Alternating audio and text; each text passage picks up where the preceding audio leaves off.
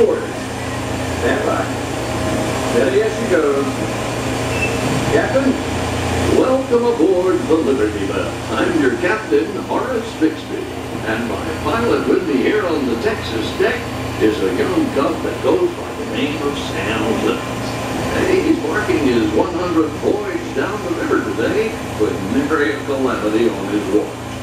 So far, Sam knows this river like his own backyard. Sam, tell our guest everything you know about this river.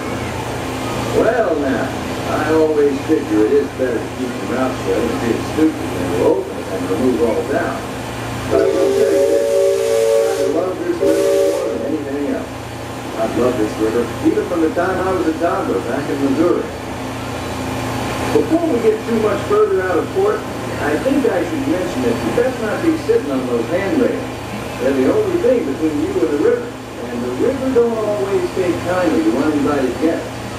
We've also had reports of river pirates operating in the vicinity, so I wouldn't lean out beyond those rails for that reason either. Now, for those of you on the port side, that river town we're passing is frontier land. A few years back, it was no more than boomtown carved out of the wilderness by a handful of settlers looking to start a new life. Today, utility and decorum are running rampant. Oh, it still has its share of footloose trappers, steel boaters, prospectors, and an Indian or two, but mostly it's flush time and well on its way to becoming a fine big city. Frontierland reminds me some of my own hometown, Hannibal. It takes me back to when I was a barefoot boy growing up alongside the riverbank. See that peak just beyond the outskirts of Frontierland?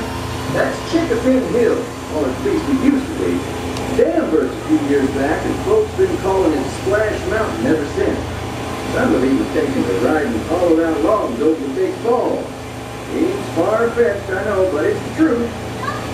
All my life, it seems I never could tell a lie that anybody would doubt, nor a truth that anybody would believe.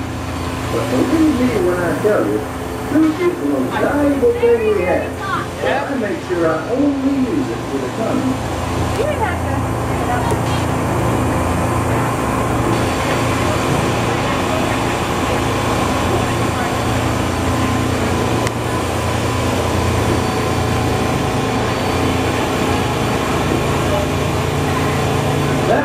Across the way, on the starboard side, was my stomping grounds when I was young. Exceedingly young. Marvelously young. Young by hundreds of years. Younger than I will ever be again. It's called Tom Sawyer's Island, and is named for a friend from my boyhood. Even today, the only way you can get there is by raft. Old man Harper's grain mills there, back in the woods just off Tom's Landing. And that's Mutt Potter's pond and his windmill. We almost hang that folks. And there's Huck's Landing. I always did like Huck. You could swear just wonderful. He and Tom and I spent most of our wild and reckless years exploring that island. Lots of caves, lots of adventures, if you know where to look. And we all knew where to look.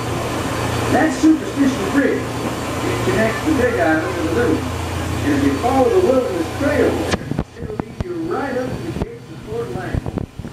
It's the last trading outpost before we get into the Indian country. Look off to the port side there. Every now and then the water under that crest of rock comes to a natural boil and spurts out all over the place like a tea kettle left on the fire too long. The Indians around here used to tell me these geysers were actually unfriendly spirits, upset by uninvited trespassers traipsing all over their sacred hunting ground. Be that as it may, that big thunder mountain poking up in the sky over there. The Indians named it that because of the sound the falls used to make when the big rains came. When the miners and prospectors and get-rich-quick speculators showed up, and the name stuck because of the sound of blasting powder going off every few minutes. There's not so much blasting these days, just ghost stories. A runaway mine train loaded down with simple-hearted, terror-filled folks like you.